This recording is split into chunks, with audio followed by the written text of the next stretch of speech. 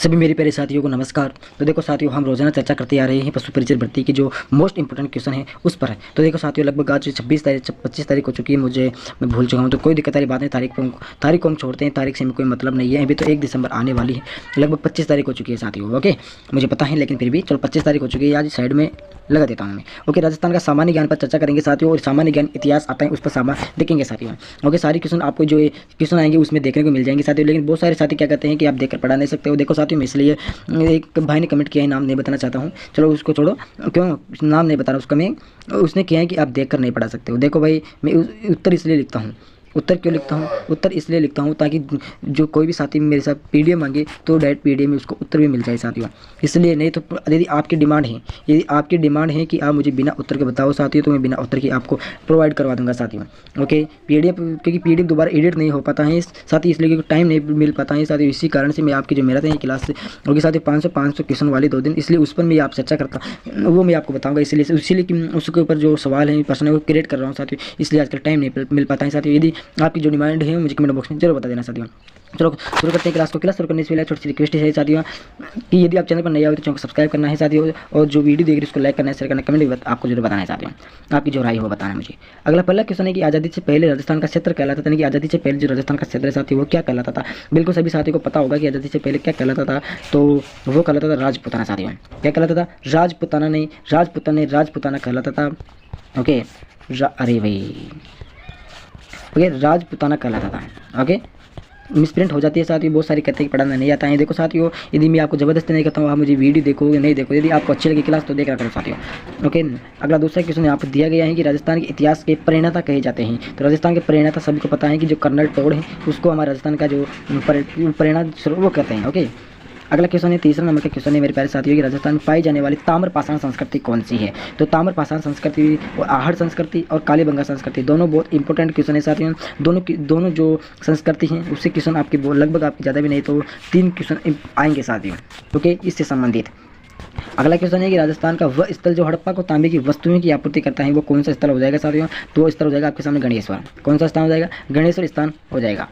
5 number का question आपके सामने है कि राजपुताना शब्द के प्रथम प्रयोगकर्ता कौन थे, यानी कि राजपुताना शब्द सबसे पहले प्रयोग करने वाला व्यक्ति कौन था, या फिर सबसे पहले शब्द बोलने वाला व्यक्ति कौन था। तो उसका नाम हो जाएगा जॉर्ज तोमर। क्या नाम हो जाएगा? जॉर्ज तोमर उस व्यक्ति का नाम हो जाएगा। 6 नंबर का क्वेश्चन आपके सामने है कि राजस्थान के किस स्थल से कुंड हल रेखा के अवशेष मिले हैं। तो राजस्थान के ऐसा कौन सा स्थान आपको, यानी कुंड बताना है आपको, तो वो आपके सामने हो जाएगा प्यारे विद्यार्थियों, वो हो जाएगा कालीबंगा। ओके, कालीबंगा आपके सामने बिल्कुल करेक्ट आंसर हो जाएगा साथियों। अगला क्वेश्चन है 7 नंबर का है कि राजस्थान से प्राप्त अशोक का ब्रह्मु बेराट लघु शिलालेख संबोधित करता है। तो किसको संबोधित करता है साथियों? वो तो वो यहाँ पर पुरोहितों को संबोधित करता है। किसको? जो पुरोहित हैं उनको वो अपना संबोधित करता है लघु शिला के अंदर। 8 नंबर का प्रश्न है कि राजस्थान स्थित मत्स्य देश का एक राजा है। क्या राजस्थान में स्थित मत्स्य जो महाजनपद है साथियों वो है, तो एक राजा था जो महाभारत युद्ध में युधिष्ठिर की ओर से लड़ा था। जो युधिष्ठिर था महाभारत के अंदर, उसकी तरफ से लड़ा था और वीर गति से प्राप्त हो गया था। उसका क्या नाम हो जाएगा? तो मेरे प्यारे विद्यार्थी, उसका नाम हो जाएगा विराट। क्या नाम हो जाएगा? विराट हो जाएगा, बिल्कुल सही और करेक्ट आंसर हो जाएगा साथियों। 9 नंबर का क्वेश्चन आपके सामने है कि राजस्थान के अधिकांश भाग पर गुप्त वंश का आधिपत्य स्थापित करने वाला गुप्त शासक कौन सा हो जाएगा। देखो साथियों, बहुत इंपॉर्टेंट क्वेश्चन है सारे, और याद करना है सारे क्वेश्चनों को। इतिहास से संबंधित क्वेश्चन आपके सामने पेश कर रहे हैं साथियों, और सारे क्वेश्चन बहुत खतरनाक क्वेश्चन है।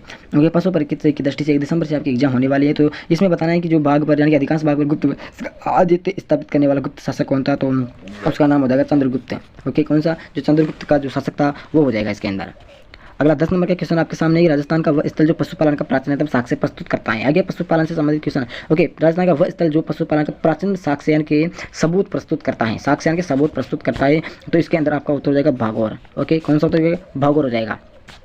11 नंबर का आपके सामने, किसने राजस्थान की गणराज्य व्यवस्था को सदा के लिए समाप्त कर दिया? क्या है? किसने राजस्थान का जो गणराज्य व्यवस्था है उसको हमेशा के लिए समाप्त कर दिया है साथियों। तो उसका नाम यहाँ पर आपके सामने हो जाएगा विद्यार्थियों, हुण हो जाएगा। कौन हो जाएगा? जो हुण है उसने राजस्थान की जो व्यवस्था है उसको उसने समाप्त कर दिया है साथियों, यानी कि सदा हमेशा के लिए खत्म कर दिया है।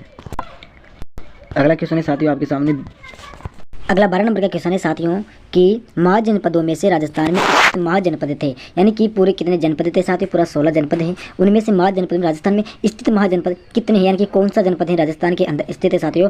ए और बी दोनों, यानी कि जो मत्स्य और अवंती का जो दोनों क्या है महाजनपद हैं, ये दोनों राजस्थान में स्थित है साथियों। बहुत सारे इंपॉर्टेंट क्वेश्चन है आपके सामने जो दिए गए हैं। 13 नंबर का है कि राजस्थान के किस तीरंदाज को अर्जुन पुरस्कार मिला था? यानी कि जो खेल का तीरंदाज है, खेल का क्षेत्र है साथियों, और खेल के क्षेत्र में अर्जुन पुरस्कार से सम्मानित किया जाता है। जो राजस्थान का तीरंदाज अर्जुन पुरस्कार सम्मानित किया गया था, यानी कि क्या नाम है उनका, तो उनका नाम है श्यामलाल मीणा और लिम्बाराम, दोनों ही जो तीरंदाज की जो क्षेत्रीय थे यानी उनके क्षेत्र में अर्जुन पुरस्कार उनको मिला था साथियों। ओके, यानी खेल से संबंधित क्वेश्चन आपके सामने आ रहे हैं।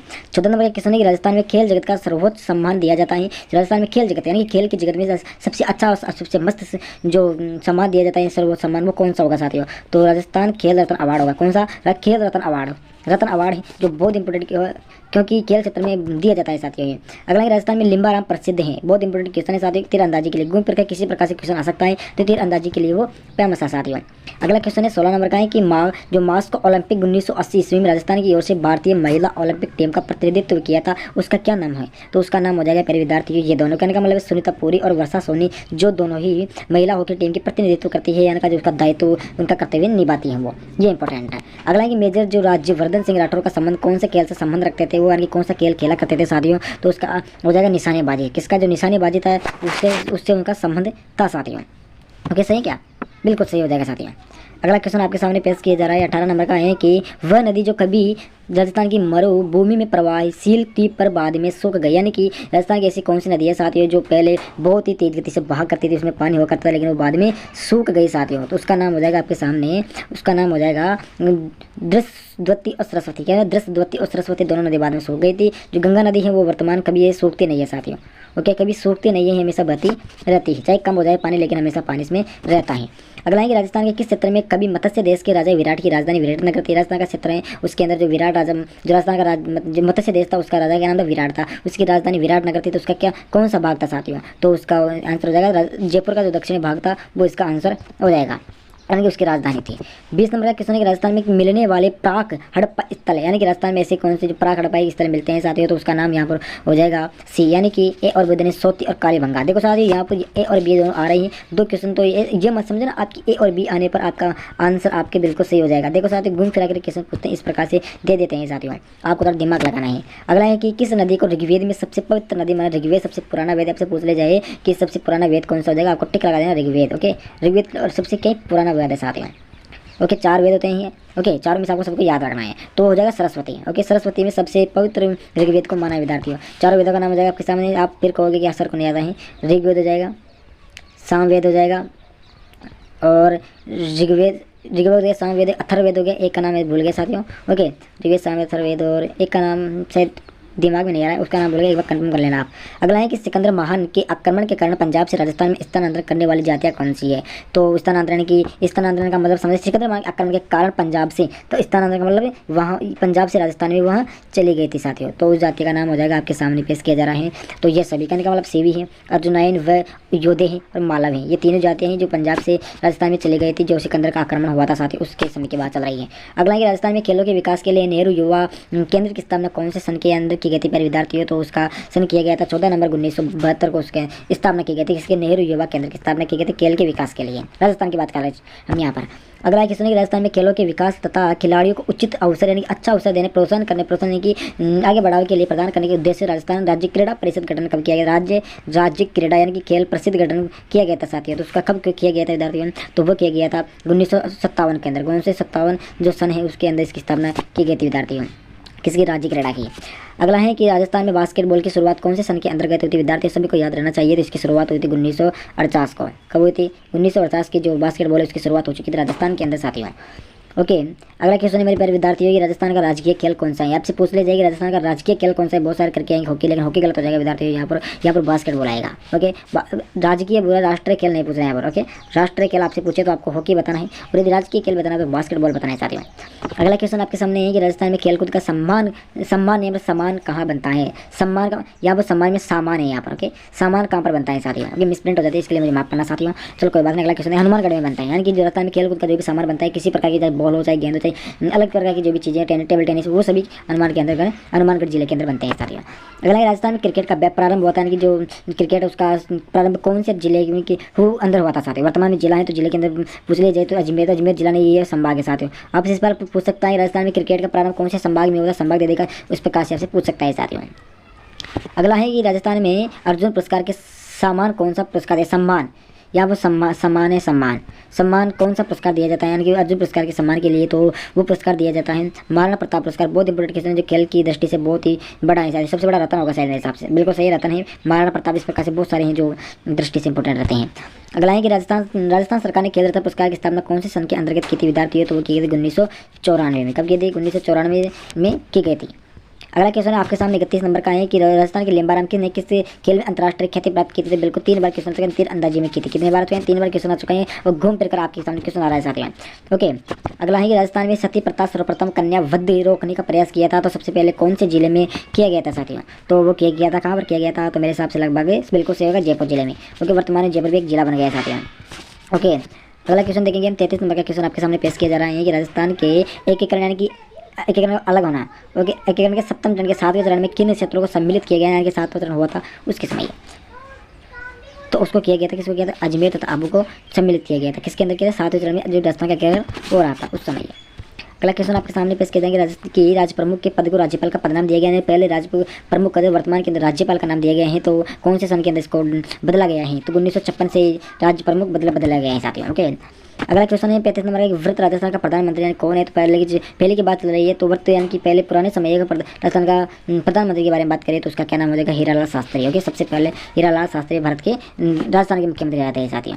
ओके, 36 नंबर के हिसाब से पेश किया जा रहा है कि राजस्थान के भौगोलिक क्षेत्र को राजस्थान का नाम कब दिया गया था, यानी कि राजस्थान का जो भौगोलिक क्षेत्र है, भूगोल का जो क्षेत्र है, उसका कब कौन से सन के अंदर इसका नाम दिया गया था साथियों? तो इसका आंसर आपके सामने होगा कि 1 नवंबर 1956 को राजस्थान को भौगोलिक क्षेत्र के राजस्थान का नाम दिया गया था साथियों। ओके, अगला क्वेश्चन है दोस्तों आपके सामने 37 नंबर का है क्वेश्चन की राजस्थान की राजनीतिक एकीकरण की प्रक्रिया जो होती शुरू हुई थी, यानी कि कौन से सन के अंदर इसकी प्रक्रिया शुरू हुई थी? तो 1948 उसके अंदर राजस्थान की जो एकीकरण का अलग होने की प्रक्रिया शुरू हो चुकी थी विद्यार्थियों। अगला क्वेश्चन विद्यार्थी आपके सामने है कि निम्नलिखित में से कौन सा स्थल राजस्थान में 1857 ईस्वी की क्रांति का एक केंद्र नहीं था, यानी कि जो 1857 की क्रांति हुई थी उसमें से एक ऐसा क्षेत्र है साथियों जो इस क्रांति का हिस्सा नहीं था, तो उसका नाम हो जाएगा यहाँ पर जयपुर। जो जयपुर था साथियों वो 1857 की क्रांति हुई थी उसमें सम्मिलित नहीं था। अगला क्वेश्चन है 39 नंबर का है कि राजस्थान के विख्यात यानी कि बहुत बड़े इतिहासकार जो एक समाज सुधारक भी थे उसका क्या नाम हो जाएगा? तो उसका नाम यहाँ पर हो जाएगा हरिविलास शारदा। हरिविलास शारदा जो इतिहासकार का बहुत बड़े व्यक्ति विख्यात बहुत फेमस हैं और समाज सुधारक भी रहे हैं साथियों। अगला क्वेश्चन विद्यार्थियों की राजस्थानी रियासतों में सबसे पहले किस रियासत में प्रजामंडल की स्थापना हुई थी? राजस्थान रियासत से सबसे पहले स्थापना हो चुकी थी, यहाँ पर हो चुकी थी जयपुर की। सबसे पहले और सबसे फर्स्ट नंबर की रियासत है जयपुर। के इसकी स्थापना हो चुकी थी, प्रजामंडल के नाम से भी जाना जाता है इसको। अगला है राजस्थान में पत्रकारिता के भीष्म पितामह कौन से? जो भीष्म पिता जो उसका भीष्म है उसके पितामह का क्या नाम है? राजस्थान पत्रकारिता के बारे में बात करें तो उसका पत्रकारिता के जो भीष्म है उसके पितामह के बहुत बड़े फेमस थे, इसलिए उसका नाम हो जाएगा पंडित झाबरमल शर्मा। क्या नाम हो जाएगा? पंडित झाबल शर्मा हो जाएगा।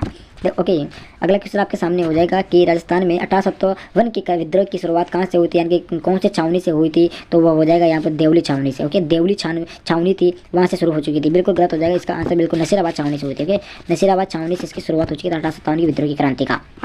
अगला क्वेश्चन है कि 1857 पता नहीं कहाँ चला गया दिमाग। राजस्थान में राजनीतिक चेतना को सर्वप्रथम जन्म देने वाले कौन थे, यानी कि जो चेतना हुई राजनीतिक जो चेतना हुई थी शुरुआत उसके बारे में जो भी चीज़ें चल रही थी उसकी जन्म देने वाले कौन थे? तो उसका नाम हो जाएगा यहाँ पर हो जाएगा साथियों अर्जुन लाल शेट्टी। राजनीति में सबसे पहले कदम उठाने वाले व्यक्ति ये राजनीति के अर्जुन लाल शेट्टी जी। ओके, अगला क्वेश्चन आपके सामने अरे भाई अगला क्वेश्चन 44 नंबर का क्वेश्चन है कि कितने रजवाड़ों एवं राज्यों के एकीकरण से राजस्थान राज्य बना? तो 19 रजवाड़े और राज्यों से राजस्थान का एकीकरण हुआ था साथियों। ओके, सबसे पहले 19 थे साथियों रजवाड़े किसे जिलों को कहते हैं। ओके, जो जिले हैं उन्हें रजवाड़े कहते थे पहले, और जिले और राज्य कितने थे? सबसे पहले 19 राज्य और 19 जिले के साथ इसके एकीकरण अलग होने के ये हुआ था काम।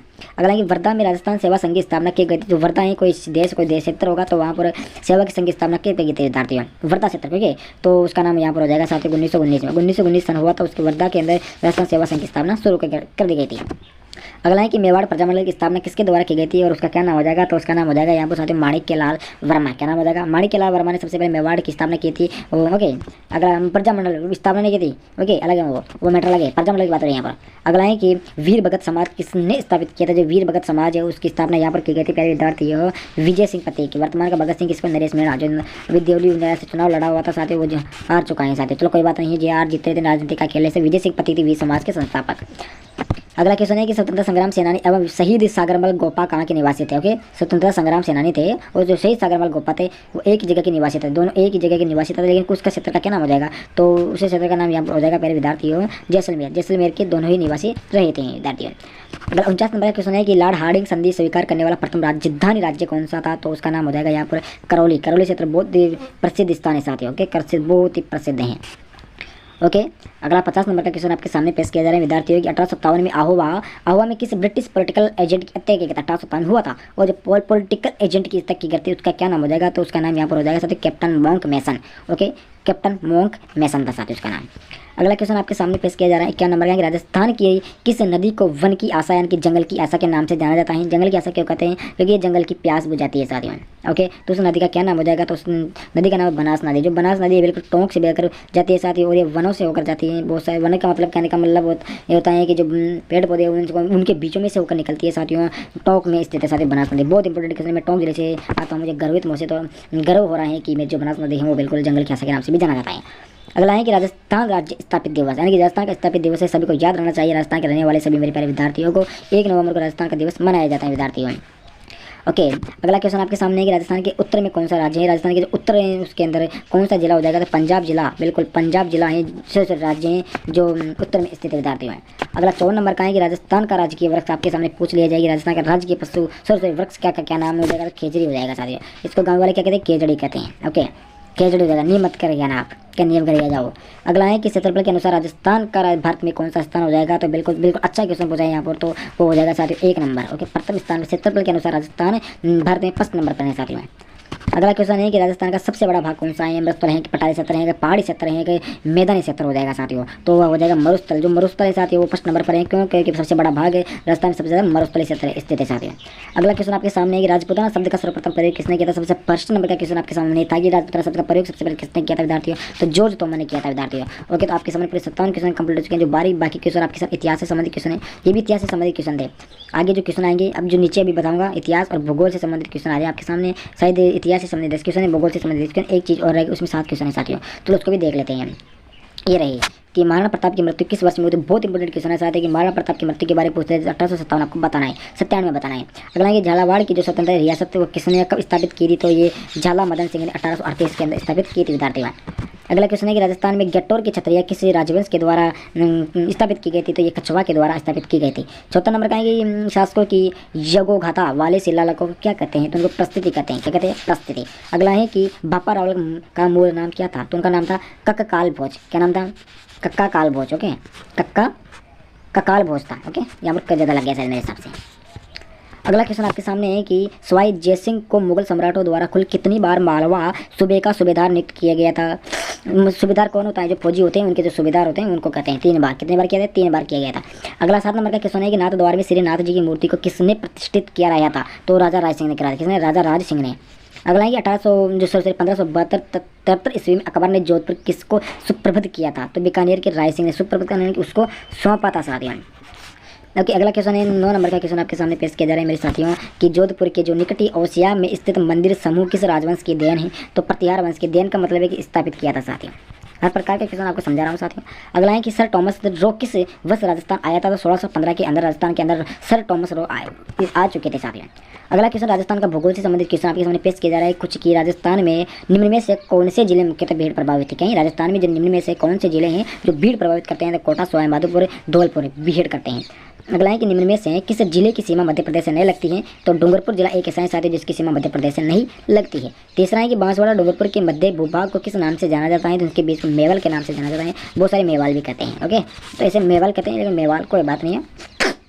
अगला क्वेश्चन है कि उदयनाथ पर्वत राजस्थान के किस जिले में स्थित है? उदयनाथ पर्वत अलवर में है। अगला है कि निम्न में से कौन सा जिला राजस्थान के दक्षिण पूर्व भाग में स्थित है? तो 12 हो जाएगा। अगला है कि राजस्थान का वह जिला कौन सा है जिसका भौगोलिक व सामाजिक वातावरण, पर्यावरण तथा राजनीतिक सीमा उत्तर प्रदेश एवं मध्य प्रदेश से मिलती है? बिल्कुल धौलपुर हो जाएगा साथ में। ओके, प्रश्न कितने बड़े, उत्तर कितना छोटा है, इसलिए समझा करो। अगला है राजस्थान के पश्चिमी वर्षोत्तरीय भाग की चट्टानें किस भूगर्भीय काल की है? तो ये हो जाएगी जुरासिक एवं इसियोइक की।